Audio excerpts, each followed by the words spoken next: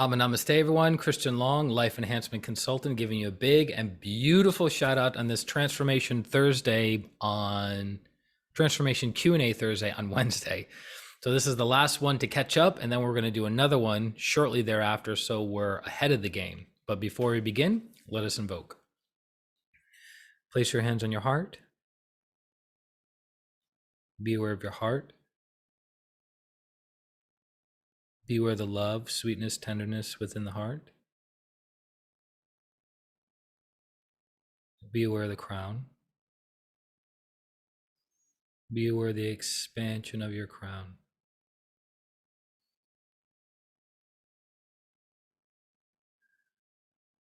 Be aware of the heart and the crown together, breathing as one.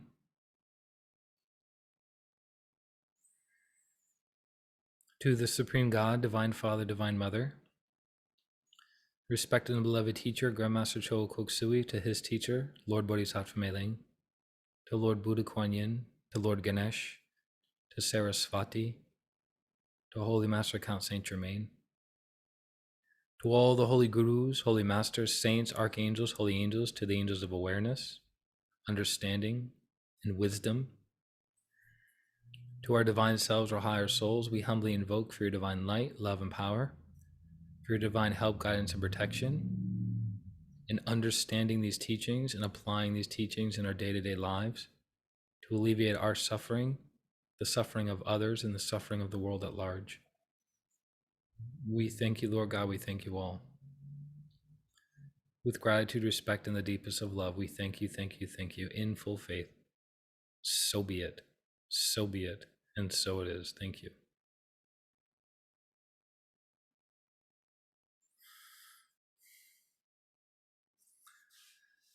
All right. Welcome again, everyone. Hopefully you're having a beautiful day. And I want to acknowledge and appreciate each and every one of you that have sent questions in for the Q&A. They're detailed, they're excellent.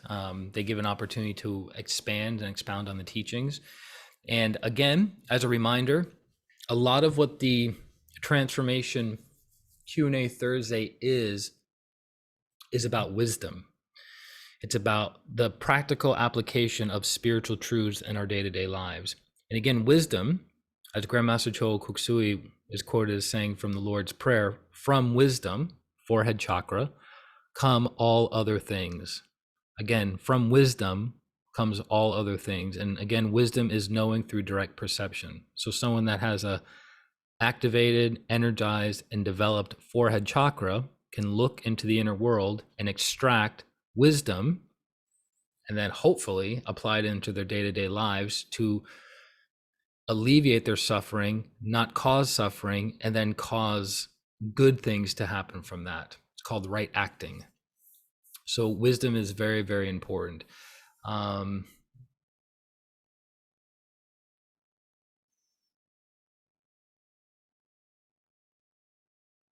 it's also connected to goodwill and the will to do good, right? So we can have good intentions.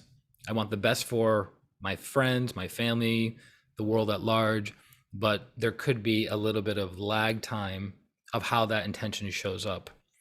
Because we've talked about this before, energy that comes from the higher soul has to be stepped down through the chakra system. So you have energy coming from the higher soul, then into the 12th chakra, then into the crown, then into the forehead, then into the ajna, then into the throat, secondary throat, etc. So the chakras are energy transformers stepping down the energy, right? But if the chakra is not so clean, it lacks purification, maybe it has several vices within the chakras, the energy from the higher soul is getting distorted, right? So we may have good, clear intentions of wanting to be of service to help and heal others, but as that intention goes through our energy body, it gets distorted. And ultimately, the basic chakra is the one that deals with what? Action, moving forward, goodwill and the will to do good. So we have goodwill, but we don't actually take action on that goodwill. So that's why the cleaner all of our chakras are, energy from the higher soul can smoothly go down and can easily control and regulate the energy of the chakras. Does that make sense?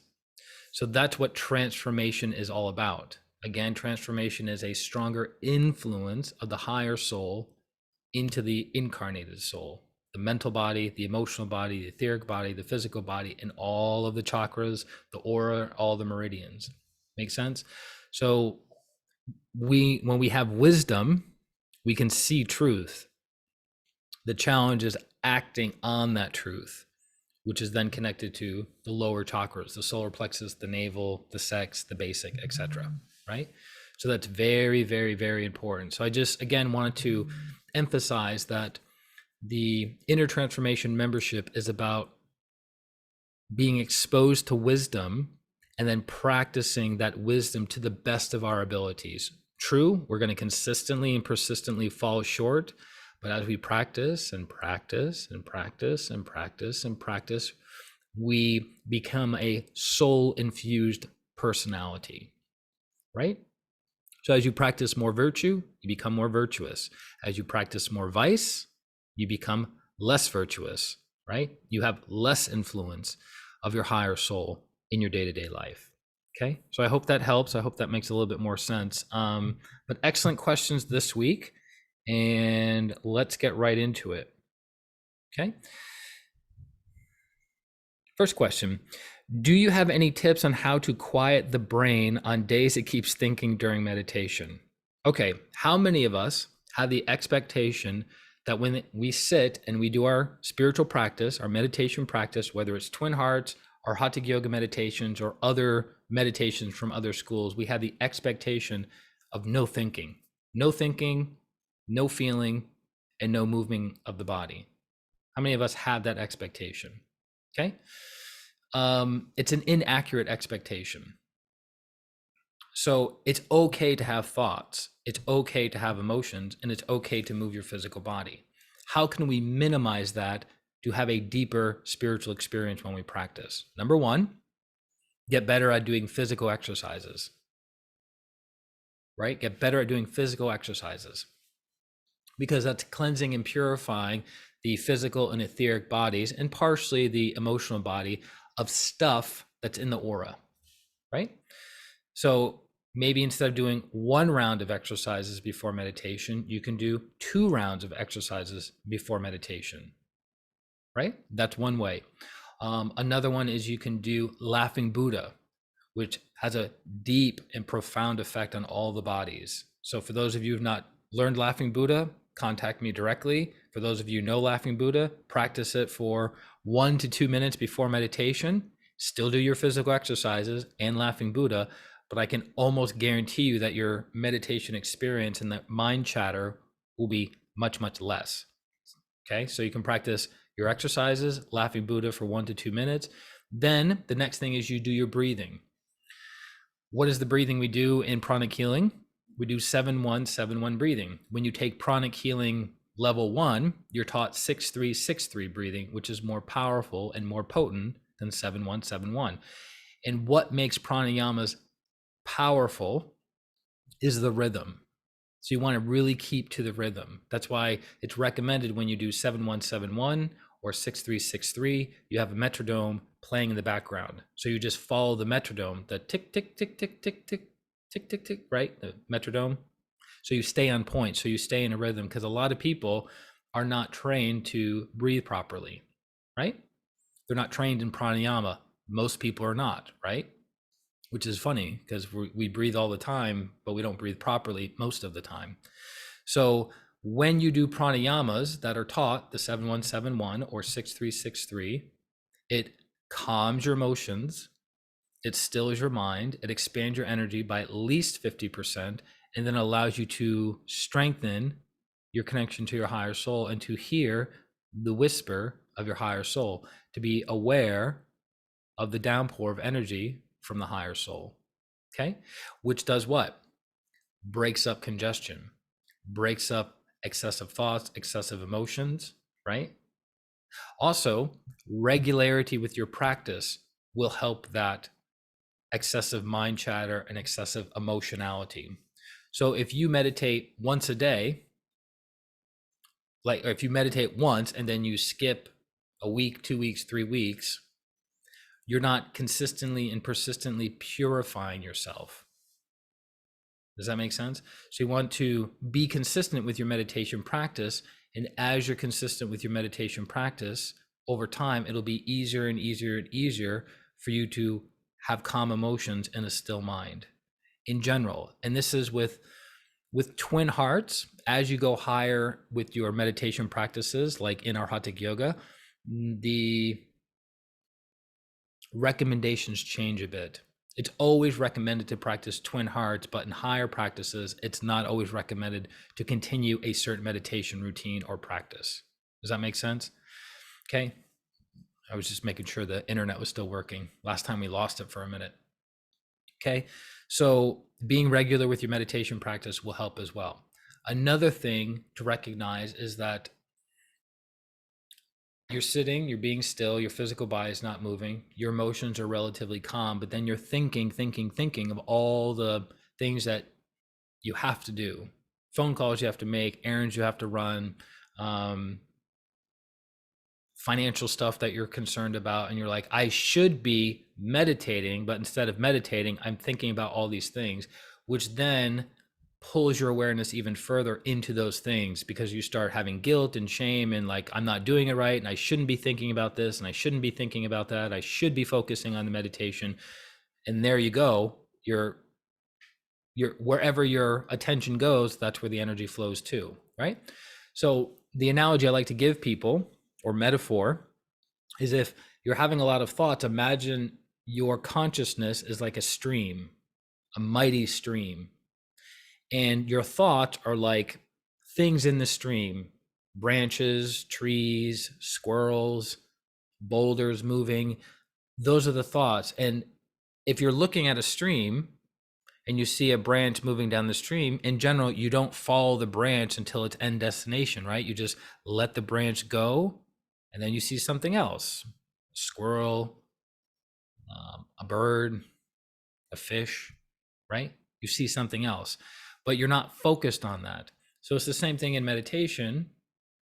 Your physical body is still, your emotions are calm, and you start having thoughts. You're like, oh, that's that person I have to call. And you just let it go. Don't think about it. Why am I thinking about this? Just go, oh, okay. I'll get back to that person later, or I'll think of that person later. Yeah, whatever. You want to have a very neutral, I don't care attitude about your thoughts and your feelings in meditation. I'll repeat that. You want to have a neutral, I don't care attitude about thoughts and feelings in meditation. Because as you continue to go higher and higher and higher, more things will start revealing themselves to you and getting stirred up for you and presenting themselves to you so you can work through them. But again, you have to practice the neutrality and the objectivity that you did at the lower levels of your practice, right? Does that make sense? Because if you start getting too entangled at the higher levels, you're going to have some challenges on your hands. Does that make sense? So you just let it go. It goes, oh, there's that thought, there's that feeling, what have you. I was lucky enough early on in my meditation practice that I've had lots of stillness. It's never been really difficult for me to have stillness of a still physical body, even though my physical body had excruciating pain during meditation for 18 years. No joke. It was in my right shoulder around my back solar plexus, which finally figured out what it was and the whole, stories behind that. But excruciating pain, but I was able to go so deep, so far, so quickly that I noticed the physical pain and discomfort, but it wasn't strong enough to get me out of my meditation. Does that make sense? And then emotions have always been pretty calm during meditation. In fact, my emotions have been the calmest during meditation. That is one of the secrets as to why I would continue practicing. Wow, when I'm not meditating, my emotional life is complete and utterly in distress and off the reservation. And then I sit, I meditate. I felt expansion. I felt I could physically and etherically breathe. I felt loved. I felt protected. I felt provided for. So meditation has always been a saving grace for me. For many years, meditation was my escape, but looking back, it was actually the thing providing me with a level of stability in my otherwise unstable life. So it's funny that a lot of people get onto the meditation path because they want to feel more inner peace or happiness or what have you, or they're curious about meditation. They sit, they meditate, and they have all these racing thoughts and feelings, and then they stop their practice. They go, no, it's too much. When for me, it was the exact opposite. Meditation was my salvation, was my safe place. I didn't have to cultivate a safe place when I meditated. It was immediately self-evident that it was my safe place when I started meditating. Does that make sense? So, if your mind is running, racing, number one, do more physical exercise before meditation. Number two, do proper breathing. You can also do Laughing Buddha. If you've been taught it, if you don't know Laughing Buddha, contact me directly, christianrlong@gmail.com. Okay. Number three is doing your pranayama for 7171 for 7 cycles, or 6363 for 7 cycles. That will calm your emotions, still your mind, expand your energy, and allow you to tap into the energy of the higher soul that comes down. Number 4, being consistent with your meditation practice. I can't emphasize that enough. Doing daily meditation is recommended. Twin Hearts, other meditations or more advanced meditations or meditations from other schools that I can't validate the frequency you're supposed to practice those meditations, but I can say Twin Hearts, regular, daily. Okay. And then fifth is see your consciousness as a stream. Okay, these are my thoughts, and then just let them go out of your quote unquote immediate awareness. So it's like you're looking at a stream that's moving. When I was in the Grand Tetons, which was a magical place, there was a super powerful stream in the area that I don't know how deep it was. I did look it up at one point. It might have been 60 feet or 20 meters deep. Anyways, very deep stream, super fast water. And so nothing would stay in front of you for any prolonged period of time, no matter how big it was. An entire tree could have fallen into that stream and been gone within a few seconds because it was so powerful. So that's kind of how your consciousness is. It's like, all right, my energy is moving very quickly, and everything, my thoughts are coming in quickly, my feelings are coming in quickly. So that's the nature of law of cycle, law of change, right? It's like, I have all these obsessive thoughts. When are these obsessive thoughts going to go away? Well, they're going to go away. Know that. And so in the knowing that it's temporary, you let it go. Okay, there's that thought. Oh, the thought just came back around again. Oh, there it goes again. Oh, it's coming back third time. There it goes again. And you just let it go. But you don't meditate on the thought, and you don't meditate on why you're having the thought, because then you merge your consciousness with that thought yet again. And then the last tip, which is probably one of the more advanced tips we can offer for this particular question, is the reason you don't have stillness when you're meditating is because you're meditating on the thoughts which are moving, or the feelings which are moving, rather than meditating on the gap or the space that permeates all thoughts and all feelings. That alone will transform your entire spiritual life and physical life. It's called being aware of the gap, meditating on the gap. It's one of the most advanced practices you can do, but as with other practices, you need to kind of have a stepping up period. It's hard for somebody to just sit and meditate on the gap. That's why all the preparatory work is done ahead of time, so it makes it easier for one to be still, Be aware of the gap. Even as you hear me speaking, there are spaces in between each sound or each syllable coming out of my mouth. The silence, the gap, permeates the beginning sounds, the middle sounds, and the end sounds of what I'm saying. Make sense? So your awareness, if you are aware of the gap, you can have a billion thoughts happening all at the same time, yet you're undisturbed because you're in the gap, you're in the space. And another way to know if you're in the gap is number one, you expand. Number two, you come back from somewhere. What does that mean? Have you ever meditated for a period of a minute, 5 minutes, 10 minutes, and then you said, wait a minute, and you come back into your body and you go, where the heck was I? You were in the gap. The goal is to be aware of that gap. So you're meditating, your physical body is not moving, your emotions are calm, your mind is still. And then all of a sudden you're like, whoa, like you come back.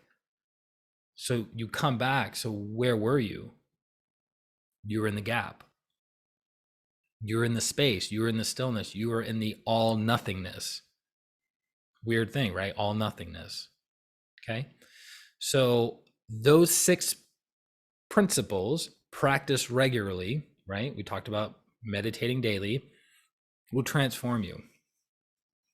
Because meditation is it's kind of a contradiction. Meditation is a skill, but meditation is also pointing back to our essential nature.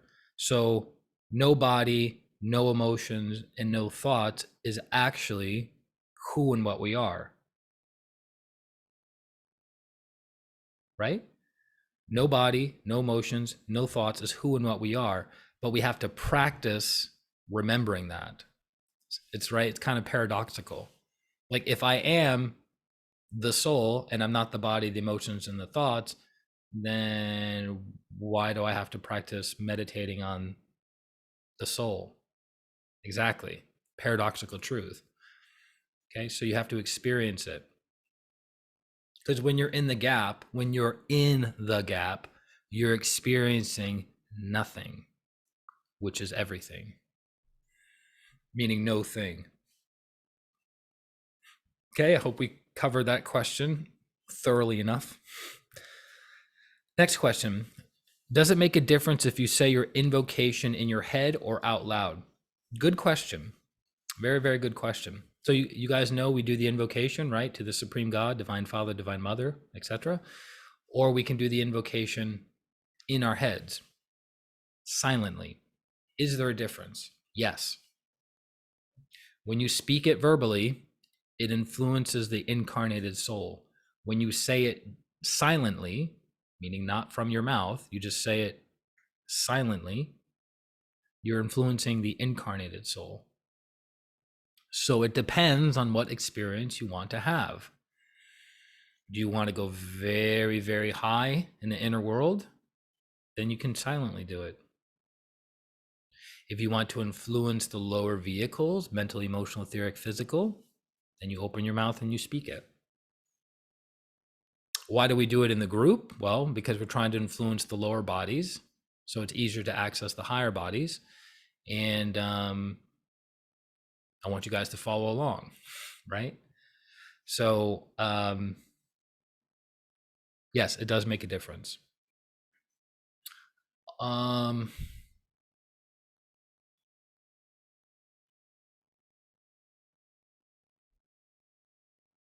You're also able to expand more when you're not speaking it. So when you say to the Supreme God, you're giving form. When you say to Divine Father, Divine Mother, you're giving form, right? You're giving form as opposed to expansive formlessness. So if you're wanting to take care of the lower vehicles, you say it aloud, Lord God, please help me. Or If you're wanting to influence higher levels, you just say, Lord God, please help me silently. Make sense? It's a good question. Next question. Does faith-based music have similar effects as listening to ohms? That's a good question. It's multifaceted. It's kind of hard to answer. So faith-based music, Christian-based music,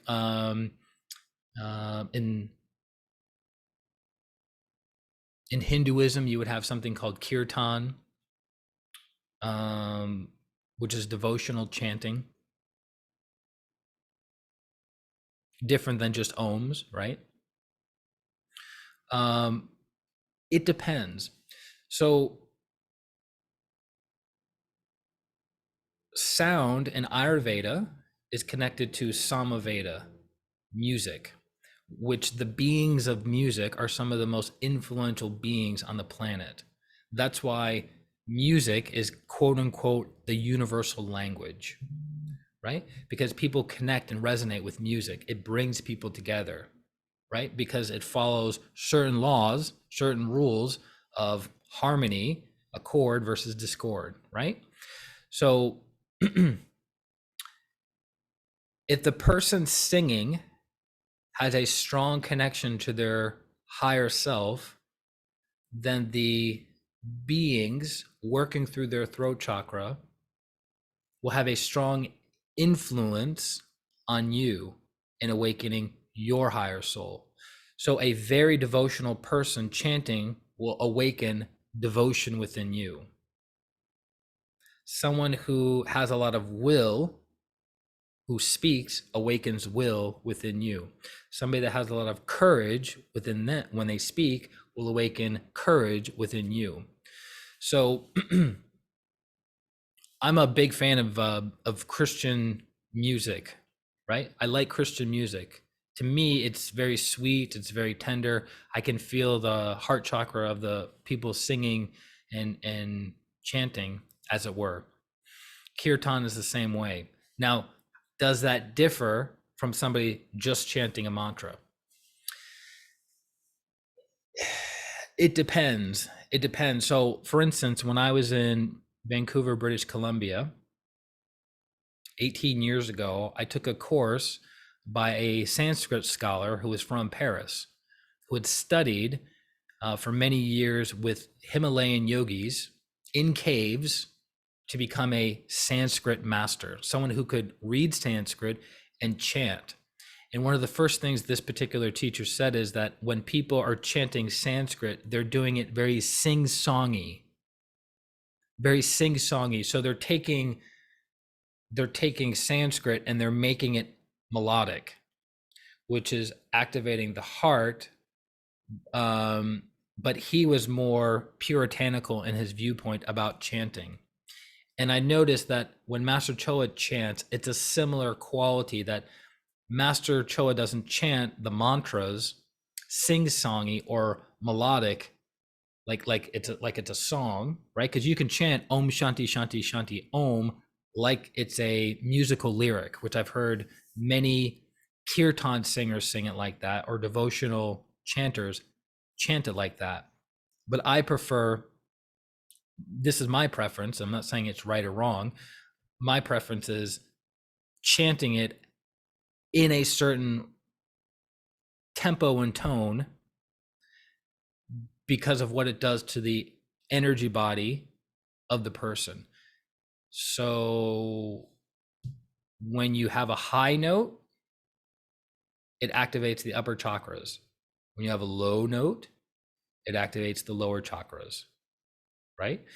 So a person who's chanting Om or chanting some kind of mantra that has that awareness, they can manipulate people's energy bodies for certain purposes, right? For healing, for awakening, for moving energy, moving kundalini, right? A person who is a Christian-based singer or kirtan singer, they are probably going to stay more within a certain kind of melody, so it sounds good, but maybe not necessarily move and manipulate energy the same way, right? So it's just activating the heart, which is a big deal in and of itself. But let's say it's just activating the heart. right? So it really depends on what the purpose is. So does it make a difference? Does faith-based music have similar effects as listening to ohms? If you listen to faith-based music and it activates your heart, and you listen to an ohm chanted by a teacher with the intention of activating the heart, it's going to be the same, right? But for instance, let's say you have somebody that likes to listen to heavy metal or death metal or hardcore rap. It's not going to have the same vibrational quality, and it's not going to affect you the same way, right? Because they're chanting and connecting to lower energies, which is not necessarily going to activate your heart. Typically, that kind of music activates the navel, the sex, and the basic, and sometimes the throat, right? So if you listen to most Christian singers, it's more devotional, right? Because they're singing about God, they're singing about Jesus, and they're singing about love of God and love of Jesus. So the heart's being activated.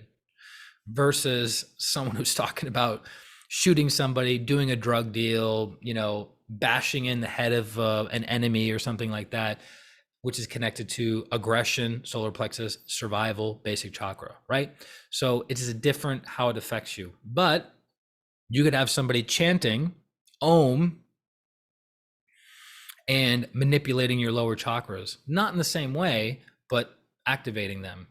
Just like somebody talking about stealing money from somebody is going to be activating certain chakras within you and congesting certain chakras within you. Okay. So it's a little hard to give a yes or no without some context to that question. It's a good question. Can you do a coffee soak for your feet like you do with salt water instead of a full bath? Is the effect the same? The effect is the same from the foot level. So again, when you take water and combine it with salt, it creates strong green prana.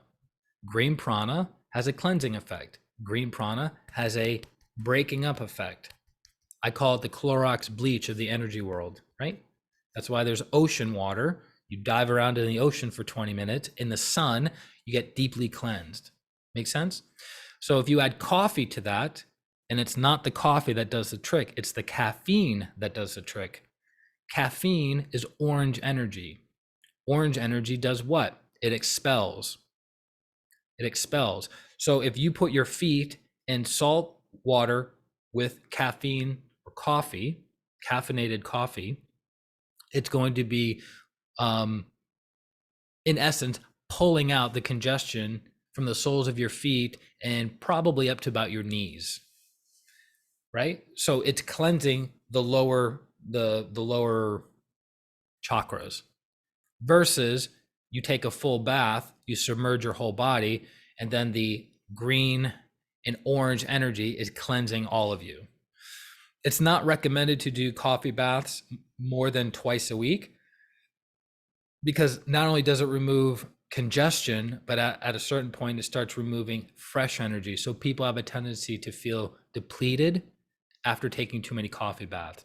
That's why you would only take a coffee bath when you're super, super congested. You work in a very stressful environment or a very contaminated environment. Then it would be recommended to take a salt bath twice a week. I wouldn't see need to take more than 2 coffee baths. Yeah, 2 coffee baths twice a week. I don't know what the effect is of just doing a salt coffee foot soak more than twice a week. You can experiment. I don't think it would be that bad for you, because the heaviest part of our energy body is from the knees down, right? And if you want to be able to go higher in the inner world when you meditate, the cleaner your feet are, the better. That's a big tip that has been validated by Master Choa and validated by the masters and validated by a few other people that I know. The cleaner your knees are down, from your knees, your shin, your ankles, the soles of your feet, the cleaner that part of your body is, the higher you can go up in the inner world. And actually, the further you can go when you sleep, because this congested energy anchors us. It doesn't allow our consciousness to go up. Make sense? There's so many funny things happening outside the window here. So the effect is the same, but it's not as intense. Does that make sense?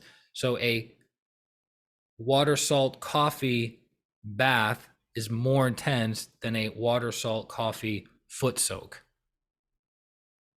Okay? And I don't think it would be as depleting as well. Next question. Studies have shown that traveling or moving from one time zone to another has an effect on your circadian rhythms. What do you know regarding how daylight saving time changes affects us and our circadian rhythms? Many people struggle with the time change. Is this due to the disruption of the circadian rhythms?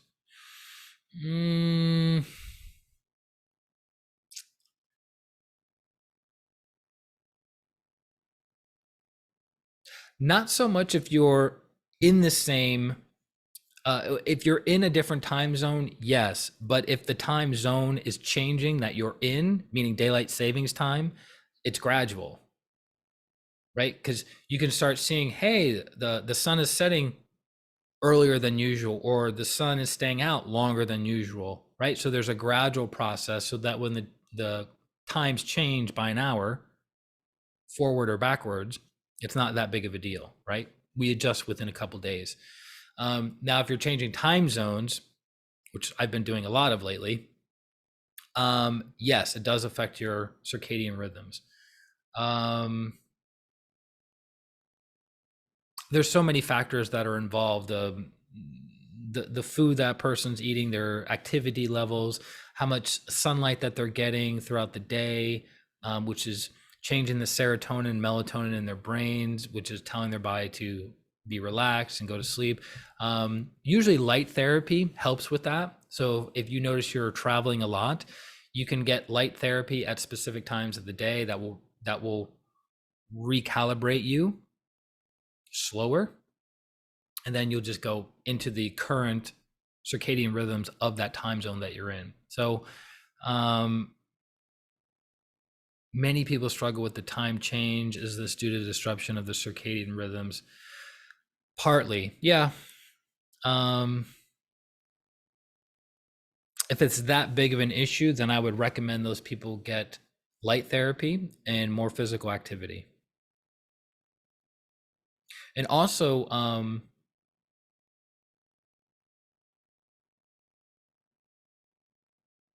routine helps.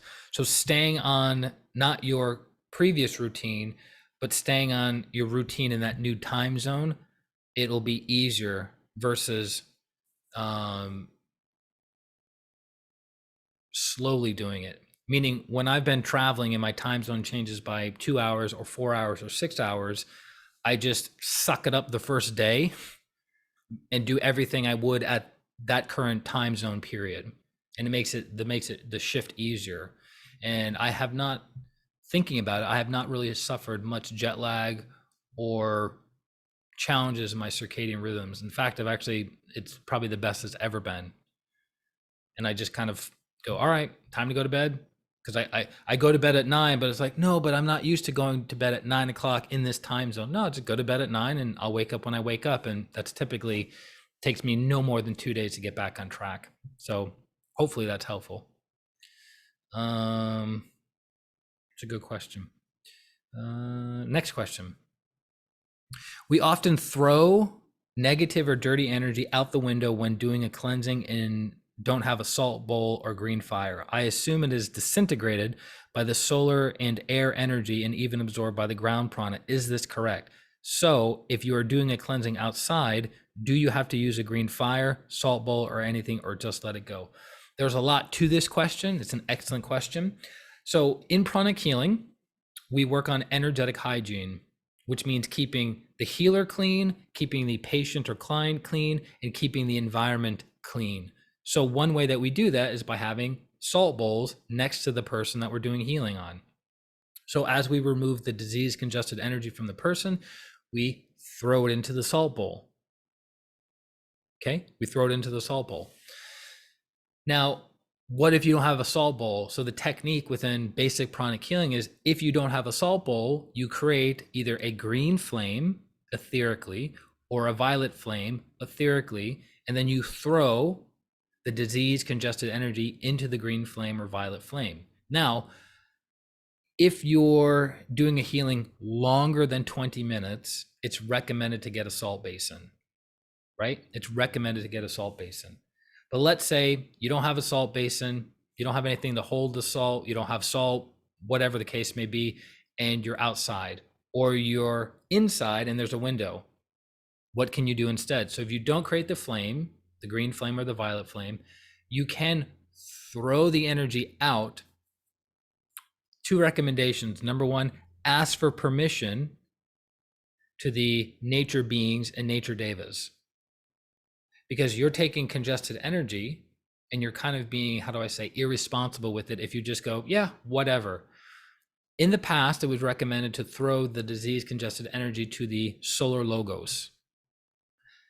I think about 5 years ago, one of the master pranic healers recommended not to do that, not to throw the disease congested energy from a healing session to the solar logos. You would either put it into the ground where Mother Earth will transform and transmute the energy, which Mother Earth, the energy of Mother Earth is violet energy, violet prana. Ground prana is violet, which contains all the properties of all the other colors, right? So when you throw disease congested energy to the ground, Mother Earth will transform and transmute the energy. That's partly what violet prana does. Or you could throw it into the air and it will be transformed by the air elementals in the solar angels. That's another thing you could do. I prefer to throw it towards the ground. That's more my jam. Also, you want to do it to a part of the ground that is not, that people are not walking by, right?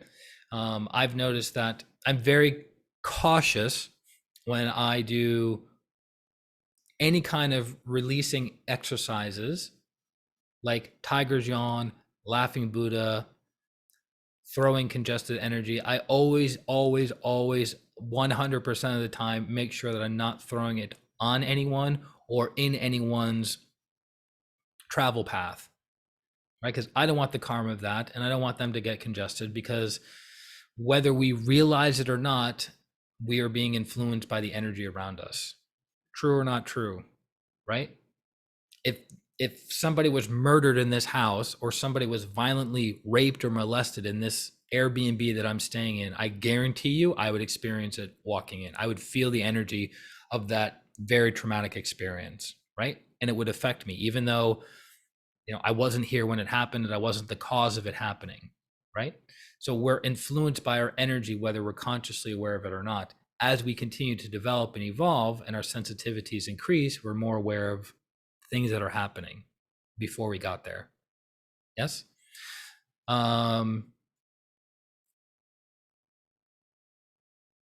So I would recommend have a salt bowl ready at all times. If not, green flame, violet flame.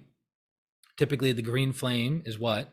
For usually etheric or physical healings. Someone has back pain, someone has tooth pain, someone has a stomach ache, somebody has a headache, right? Green flame should be sufficient. If you're doing psychotherapy on somebody, violet flame. But if you can't maintain through will that flame for 20 minutes, then I would recommend throwing it outside. Okay. And then again, when you're done with the flame, you give thanks, right, to the being that helped create the flame, the green flame or the violet flame. And then it's like you're pouring water on the flame. Cool. Good question. Next question. How careful do you have to be with dirty energy when you are cleansing? Will it splat, spill, attach itself to other things if you aren't careful enough? Does it go where your attention puts it, or is it more complicated than that? I've gotten some mixed input on this and wasn't sure how careful I need to be. Good question. So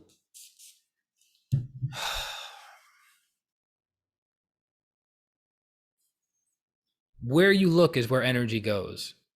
Ajna chakra, right? Ajna chakra is the master chakra, the chakra of higher will, abstract thinking. It directs energy. So wherever my eyes go, it's directing energy, right? So if I'm removing disease congested energy from somebody's head, I can throw the congestion here into the salt water, right? Or I can do this and then look at the salt water and then throw the energy. Which one's more powerful? Looking, right? Using my higher will to direct the disease congested energy.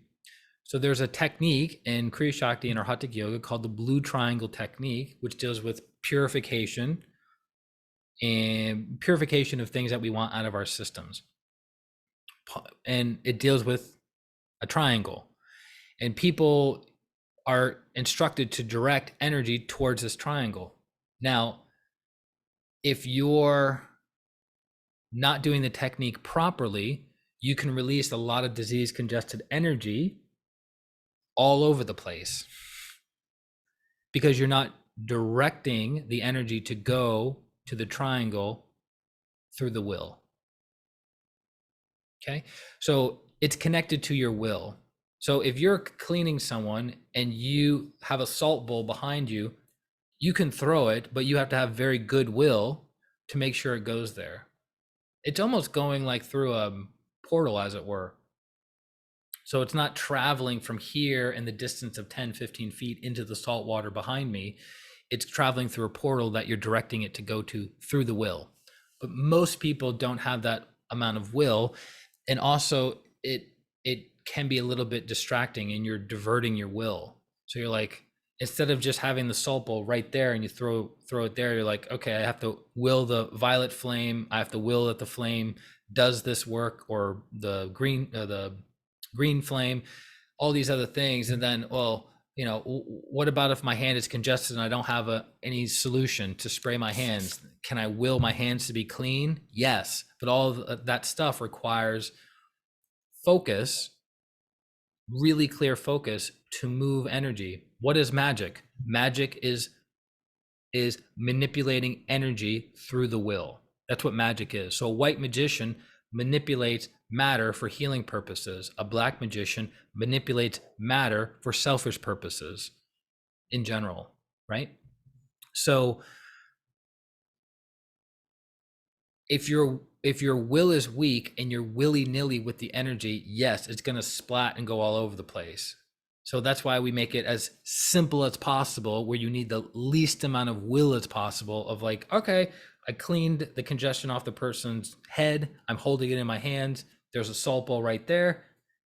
Ta-da, and it's done. There's still a little bit of residual congestion on my hands. So then you just spray it. Can you do a healing through will alone? Yeah, of course.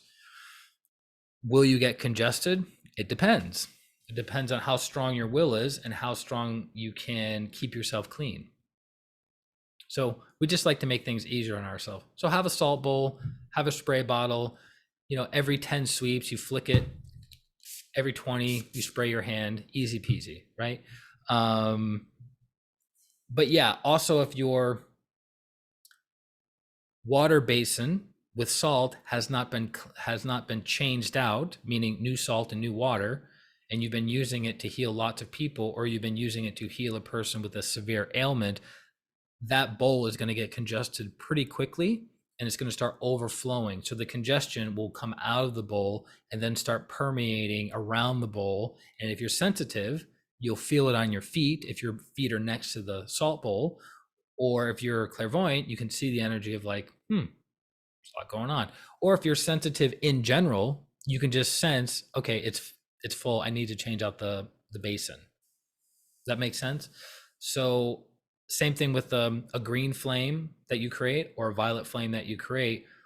If your will starts weakening, the flame starts weakening. And so then you're throwing stuff in and the flame can't consume and transform the energy fast enough. So then you have to recreate the flame, right? For those of you who have been taught basic pranic healing, you can create the flame through will, But if your will is not strong enough, you can create it through pranic breathing.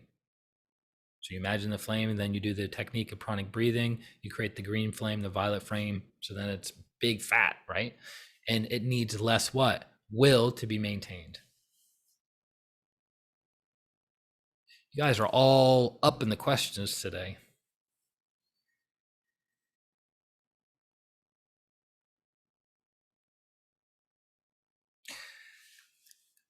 Does doing things that are prosperous, if one can afford it, in nature, such as eating at expensive restaurants, flying business, first class, luxurious cars, etc., increase the density and energy of the basic chakra as well as prosperity, energy, and auric field? If so, for how long? Yes, yes, yes.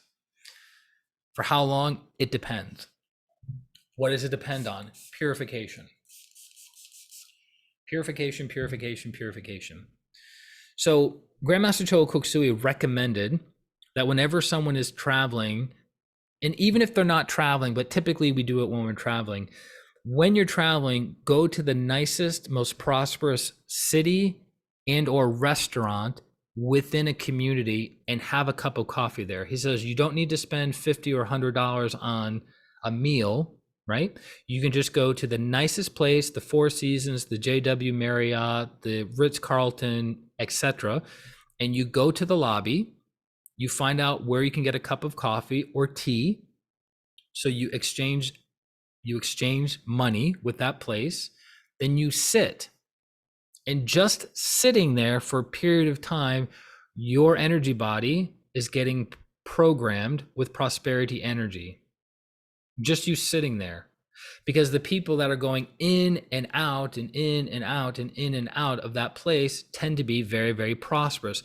So the thought forms and their aura are very, very strong of prosperity, which influences you, right? If you're around a depressed person, you tend to be more depressed. If you're around a prosperous person, you tend to be more prosperous, energetically speaking, right? You have more prosperous thoughts, you see more opportunities, you see how you can make something happen, how you can increase your net worth, right?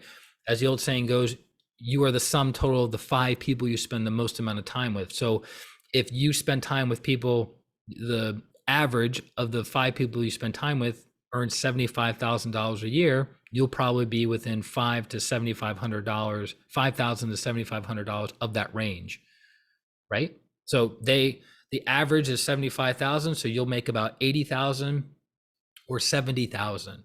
But if you spend time hanging out with people that make 250 to 500,000, that will pull you up.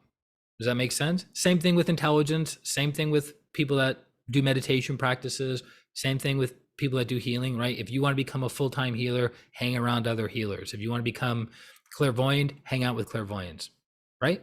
Only makes sense. So when you're in these prosperous environments, you don't need to spend a ton of money or I want to buy a $5,000 mink coat, right? You don't have to do that.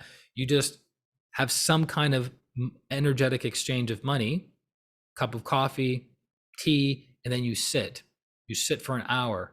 Now, the pro tip on maximizing that is you buy something, you sit there where everyone's hanging out, and then you do a mini Twin Hearts meditation, and you bless, at the end of the meditation, you bless all the beings of prosperity, abundance, and success with love. So when I was traveling, when I was in Maui, and I was at the Four Seasons and the Ritz-Carlton, I hung out in that area and blessed those beings. So after you bless the beings of prosperity, abundance, and success with love, which is the food that they want, then you ask for what from them? It isn't the giving that we receive. You have to give before you receive, right? So you give them what they want, and then you say, thank you for blessing me with your material and financial abundance, prosperity, and success. And then sit, be still, be aware, and notice what happens. It'll blow your mind. I got this tip from Master Ko over a decade ago. Very, very powerful. If you're sensitive, you'll notice immediately. If you're not so sensitive, that's okay. It's influencing your energy body. Now, the question is, how long do these prosperity, abundance, and success energies stay in your aura, stay in your chakras. It depends. It depends. As you've heard, maybe you've heard Master Ko say this, in the energy world, big fish eat little fish. So if you have big fish of poverty consciousness in your aura, and you have little fish of prosperity consciousness in your aura, over time, the poverty fish are going to eat the prosperity fish. That's why you have to do the cleansing and purification practices regularly, right? Because what is Kriya Shakti? Power through purification. So the cleaner you are, the more conductive you are to prosperity, abundance, and success energies, right? That's why people cannot be prosperous. People don't have to necessarily be developed to be prosperous, but you know what is developed? Their basic chakra. Their basic chakra is cleansed and purified of most poverty consciousness, and then they have strong thought forms of prosperity consciousness in the basic chakra.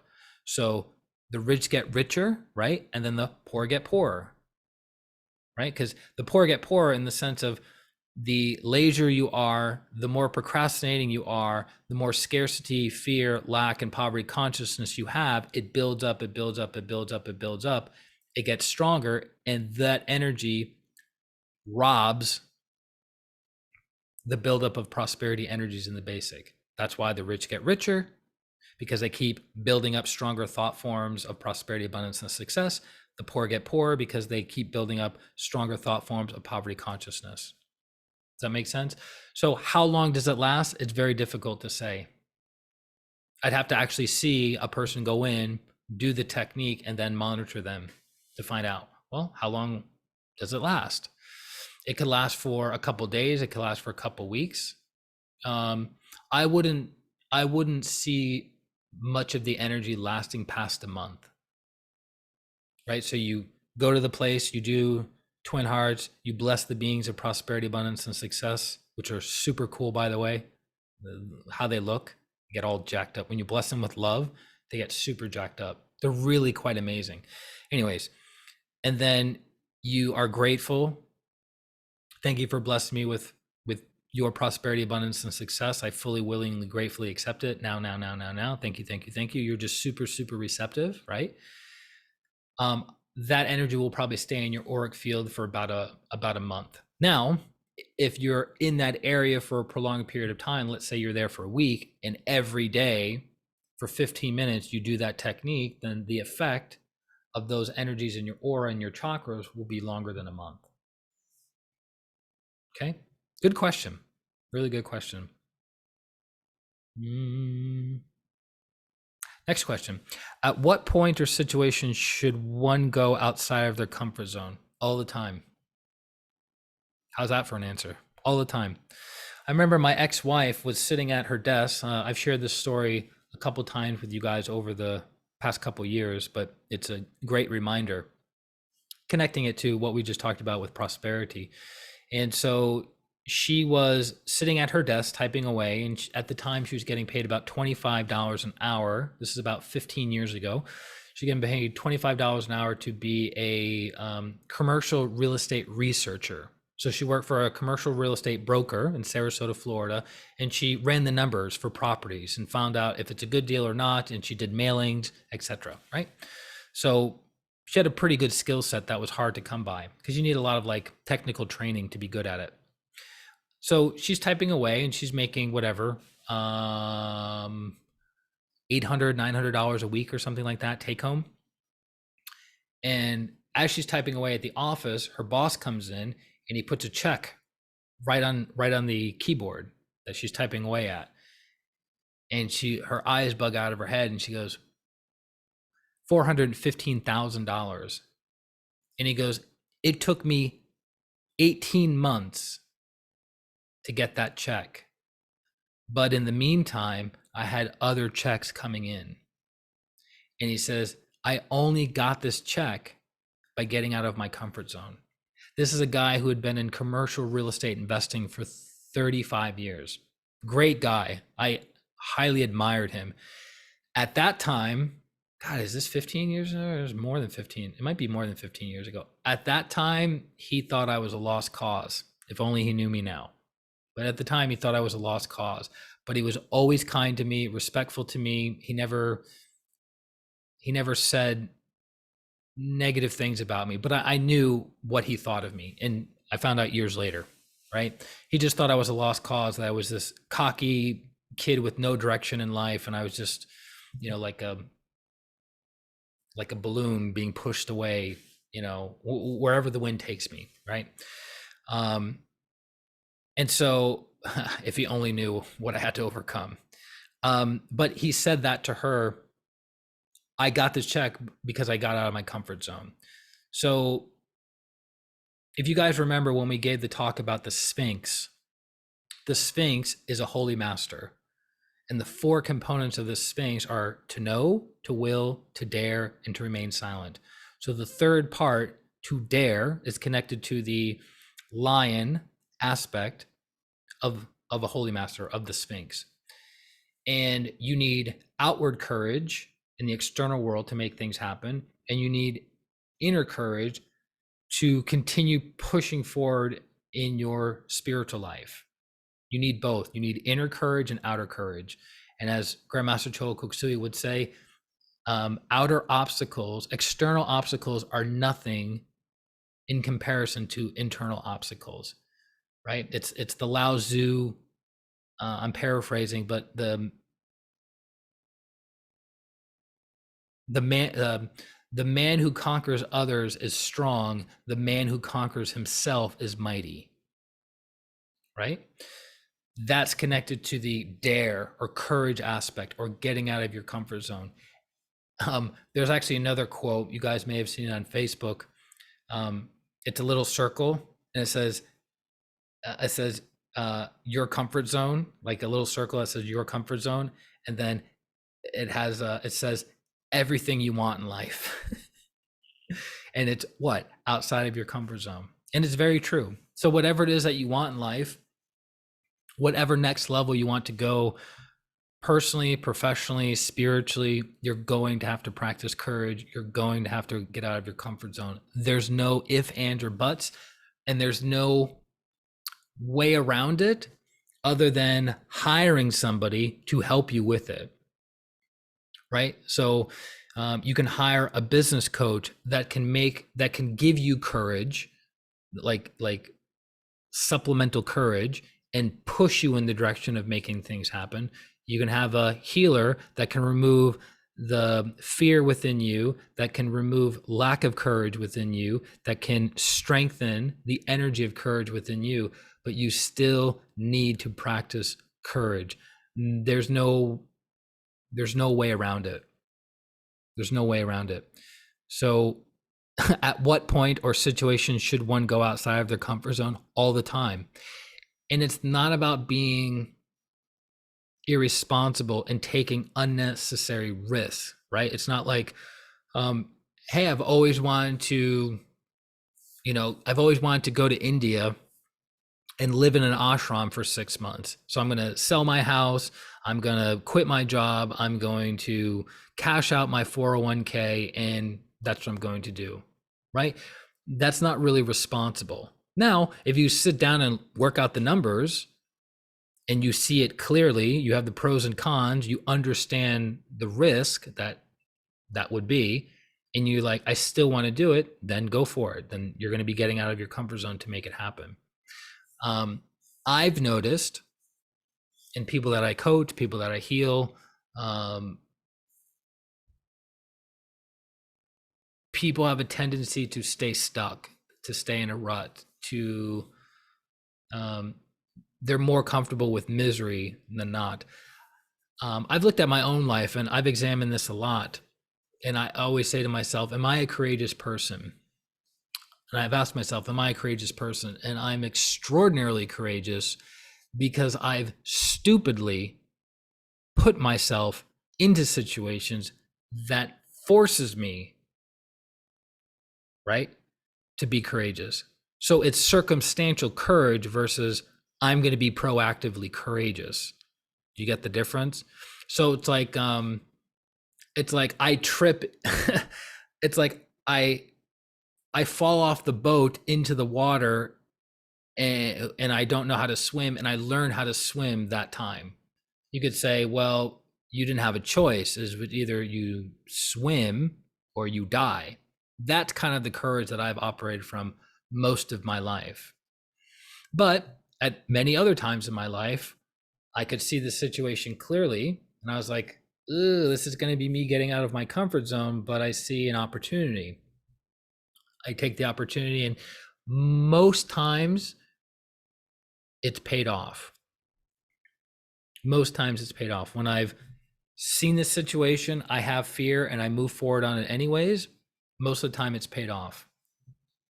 And sometimes it's paid off in ways that I couldn't even have foreseen, right? So I would recommend getting outside of your comfort zone more often than not, because this is connected to a quote by Grandmaster Choa Koksui, who says, live an exciting life, right? Live an exciting life.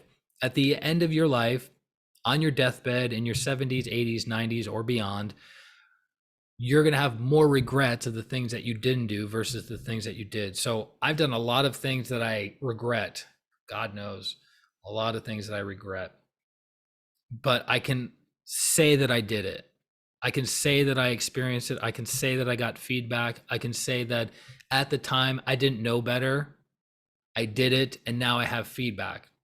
Some people don't need to do that. Some people have learned those lessons in previous incarnations, and they're like, no, why would I do that? That's silly. But you have to practice self-honesty. Are you not doing that thing because you know in your heart of hearts it's not the right thing to do? Or are you not doing that thing because you lack courage, you have a lot of fear, and you can't handle the risk if something goes wrong, right? So you have to have awareness, you have to practice self-honesty. But in most all cases, I would encourage you to get out of your comfort zone at least weekly. At least weekly. Do something that makes you go, ugh, it makes me a little bit squirrely. I don't know. What could happen? Because you get feedback. Who cares about getting feedback that you already know what's going to happen? Right? Mix it up a little bit. Live an exciting life. All right. Last question. I've always assumed that it's not our place to judge others, that is up to God to do that, not me. I recently had another PH friend, pranic healing friend, make a comment about the size of another person's spiritual cord. It came across very judgy, negative, and gave me very prickly feeling. I don't think I should be scanning other people's spiritual cords and judging them based on what I perceive. What is your thought on this? Another good question. So when you take basic pranic healing, level 1 pranic healing, the first, I think it's the end of the first day or the beginning of the second day, you learn how to scan or feel the energy of somebody's spiritual cord. So what's the spiritual cord? It's the strength of your connection to your higher self. The bigger the spiritual cord, the stronger your connection to your higher self, right? So when we meditate, the spiritual cord gets really, really big temporarily. The more we meditate, the more we practice the virtues, the bigger it is, and the longer it stays big, right? But if you meditate, it gets really big, and then you start lying, deceiving, hurting, cheating, whatever, the spiritual cord not only goes back to its default, but it actually gets smaller and smaller and becomes web-like, thin like a web. An ordinary person has a spiritual cord that's a little bit bigger than a strand of hair or a spider's web. That's an ordinary person. Interesting, right? And advanced people, their spiritual cord is the size of their thumb. It's funny, you're like, ordinary person, thin like a hair or a web, advanced person, size of a thumb. What about the saints, right? When they depict the saints, what do they show? A halo, which is representing most of the time the spiritual cord, sometimes the crown, and look how big it is. It's as big as their head or bigger. That's why they're a saint. And that's why saints don't have to meditate, because the connection from their incarnated self to their higher self is permanent, meaning the cord doesn't fluctuate, like get small, get big, get small, get big, get small, get big.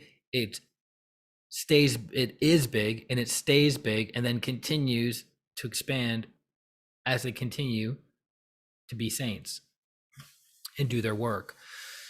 So you learn in Pranic Healing 101, first Pranic Healing class, to scan somebody's spiritual cord.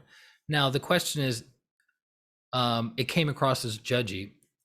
Well, what's discernment? Discernment means to judge something correctly. So if you're looking to, how do I put this? To make it simple, if you're looking to take spiritual advice or spiritual counsel from someone, you want their spiritual cord to be bigger than your spiritual cord. Make sense? Energy flows from highest to lowest, right? So if your spiritual cord is 2, 3, 4 times bigger than them, there's not a lot of transference of spiritual energy from them to you. It's more like from you to them, right? So if you're practicing discernment, meaning to judge something correctly, and go, all right, this person's spiritual cord is about the same size as mine. It's bigger than mine, smaller than mine, which you have to practice self-honesty, discernment, humility, right? And go, okay, their spiritual cord is bigger than mine. I'm open and receptive to the message, right? And interestingly enough, somebody can be giving you advice or counsel at a certain time, and in that moment, their spiritual cord is bigger than yours, so the message can come through them to go to you. Interesting, right? And then as the energy is kind of downloaded into you, their spiritual cord normalizes, which could be smaller than yours. So it's okay to scan somebody's spiritual cord if it's connected to knowing truth, not if it's going to be used as a tool to judge, to criticize, to put down, to see yourself as above, right? To put yourself on a pedestal of, I'm more spiritually developed than them. But I remember for a very long time, not a very long time, a couple years, I would scan people's chakras.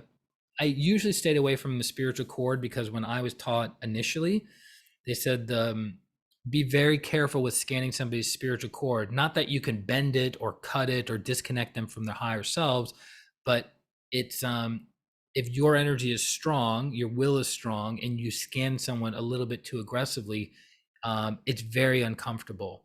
And as I've went through basic, advanced pranic psychotherapy and reviewed those classes over the years, and people are scanning, people lack awareness, they lack sensitivity, they have strong energy that might not be refined, and they scan your spiritual cord like this, it hurts, it's irritating, to say the least, right? But if you're not very sensitive, somebody can be doing this all day long and you're like, yeah, I don't feel anything, yeah, whatever, have at it. So I kind of made it a general consensus that I would practice stillness and awareness when listening to someone. That's how I would gauge them, right? So I would be sensitive and go, I feel a flow of energy coming through or from that person, versus let me scan your spiritual cord to see how developed you are. That's my preference. But yes, have there been times I've scanned people's spiritual cords to validate their level of development, and if I should or should not listen to them? Yes. Just like Master Choa says, practice discernment in buying books. You go on the bookshelf and this person's talking about spiritual teachings. You scan the spiritual cord, you scan the crown, you scan the heart. Is it bigger than yours? Yes. Buy the book. Is it smaller than yours? Yes. Leave the book on the bookshelf. If the person's talking about material and financial abundance, prosperity, and success, scan your basic chakra, scan their basic chakra. Their basic chakra is bigger than yours, buy the book. Their basic chakra is smaller than yours, leave the book on the bookshelf.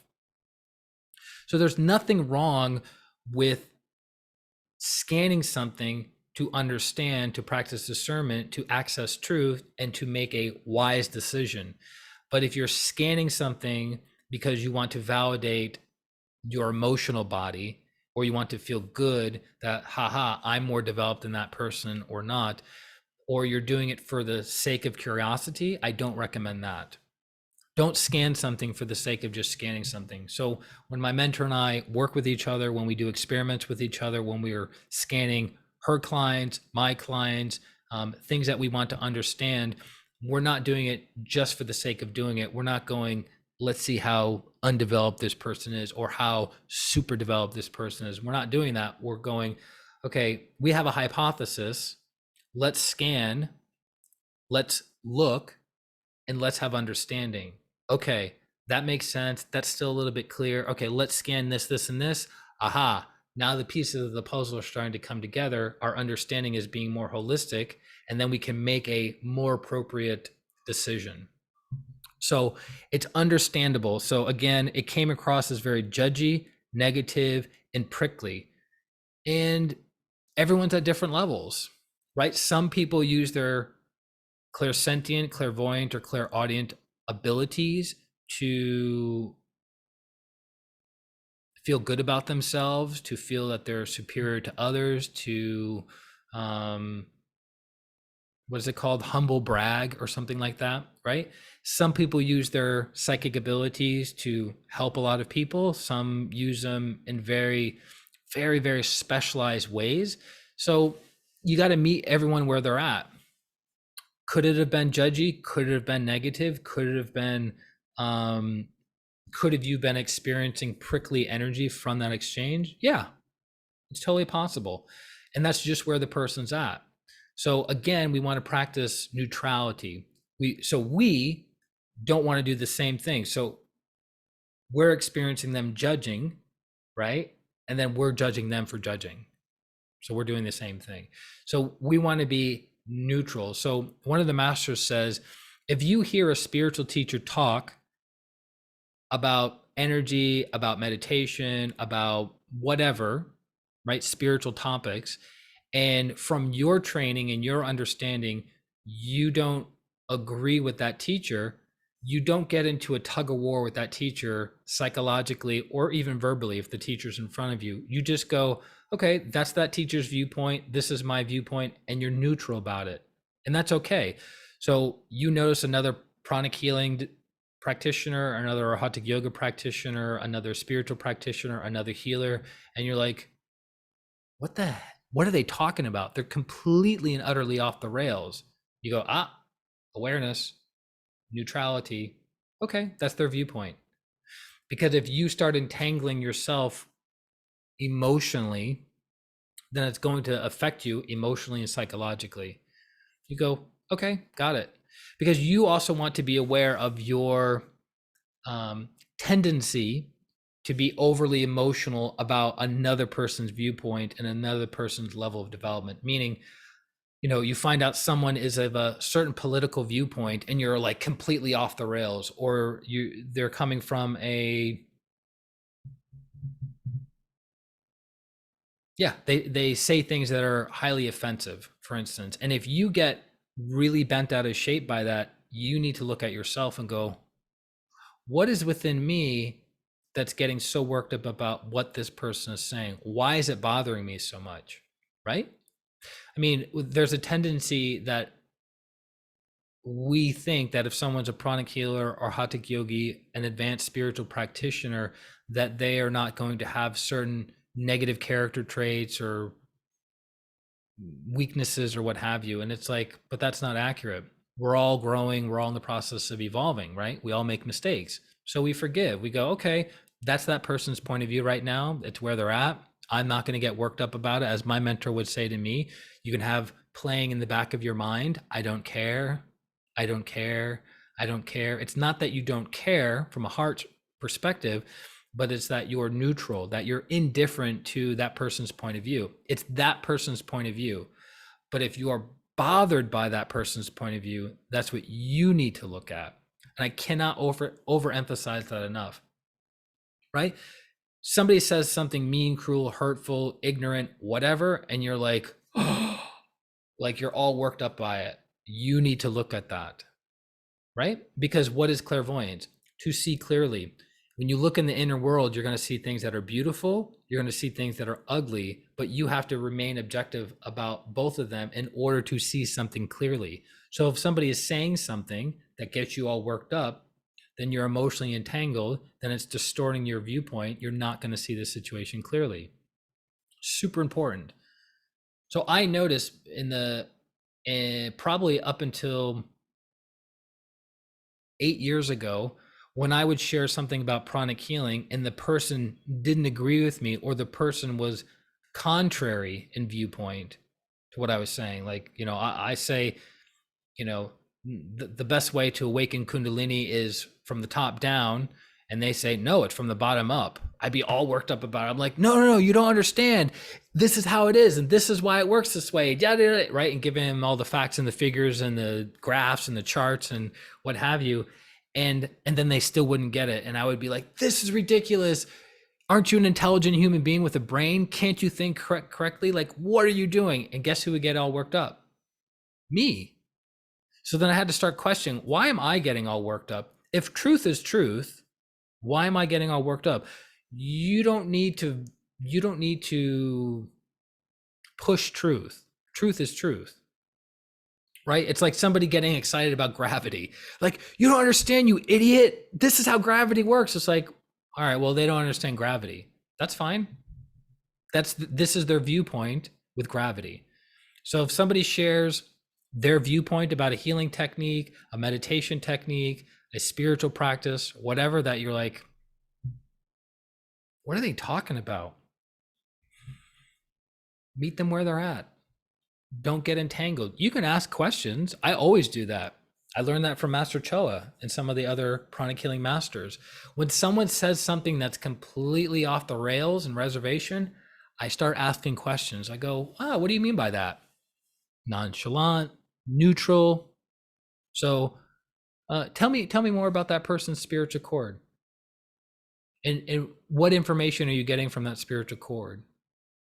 And why is that important? Right? You're not emotionally worked up. You're seeking to understand, which gives you compassion, patience, mercy, tolerance towards that person. But if you're like, what an idiot. Why are they such an idiot? Do you know you're an idiot? Do you realize that you haven't read the books and you're coming from negative pride and you're right? You've lost and the person has lost, because now you guys are entangled. And you can do all of this mentally, right? So you also have to be aware of your thoughts around that person. Am I having loving, kind, sweet thoughts towards this person? Am I being understanding? Because you can have a smile on your face and be like, what a stupid idiot. So you're practicing injury on the mental level. True or not true? So I have really, really been working on that the past maybe 5 years, like controlling my thoughts. Like, I don't agree with this person at all. I don't understand something. Let me understand. And then I start thinking, well, what questions can I ask? Where can I go? Where can I go? Where can I go? All right. Because I don't want to have even negative mental thoughts about someone. I don't have loving and kind thoughts about everyone all the time. I'm not there yet. But I definitely have worked on negative thoughts, critical thoughts, impatient thoughts, hurtful thoughts, all of those things. I've definitely minimized that 80% over the past 5 years. Super important. So now I can have that I don't care attitude, right? Also, you mentioned prickly energy.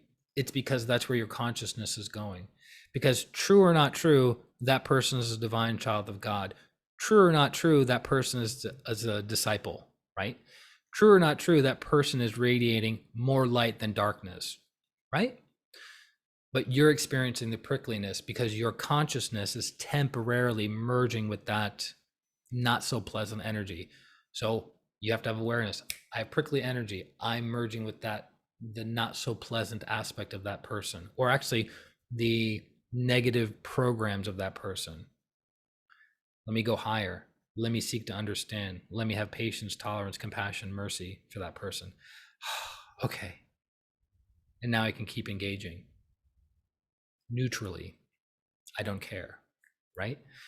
So great questions, guys. We ran over a little bit, but I'm sure you don't have a problem with more value versus less value. If you do, please send me an email at christianarlong@gmail.com. Also, that's where you send your Q&As to. christianrlong at Gmail, or at Facebook at Christian R. Long at Facebook, at Messenger. And I thank you very, very much. I'm glad we're finally getting caught up to the Q&As. It's good to be back. It's good to have my voice back. It's good to have my energy back. It's good to share my ninja ability with you guys. And I look forward to continuing to move forward on that in a big and burly way. So let us close. I just realized I have a client in 10 minutes. Let us close. Beware of your heart. Beware of your crown.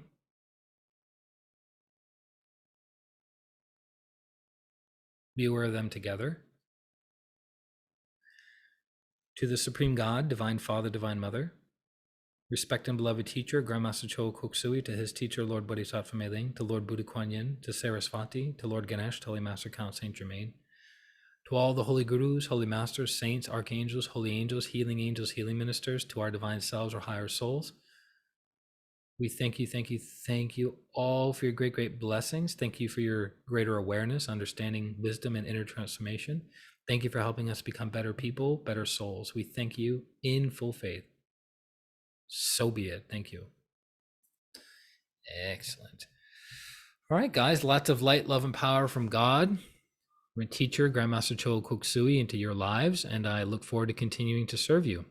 This is Christian Long, Life Enhancement Consultant, wishing you a beautiful day, a beautiful week, and a beautiful life. Atma, namaste. Bye-bye.